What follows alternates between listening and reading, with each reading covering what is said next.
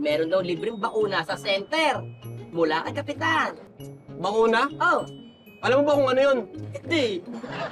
Natutuwa lang ako pag narinig ko yung libre. Pagkakaintindi ko sa bakuna, germs daw yun na tinuturok sa katawan ng tao.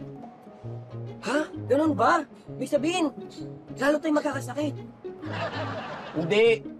Bale, panlaban daw yun para pag nadapuan tayo ng sakit, meron na tayo panlaban sa katawan natin. Kumbaga sa tropang siga, pumasok sila sa katawan at sabihin, Hoy pare! Di tayo talo ha! Chill-chill lang tayo. Ano ba yun? Parang gano'n na nga siguro. Pero di naman natin kailangan ng bakuna eh. Dami-dami na natin mikrobyo sa katawan. Sigurado ka? Oo. O, tingnan mo yung tinutulugan natin. Dumi-dumi yan eh. Bakit nagkakasakit ba tayo? Hindi naman. Ano? Kaya pala yung mga namamalimos, pangarian lang silang may sakit. Tapos nakita ko sila nung gabi, ay sigla, nagbe-breakdance pa sa kalye.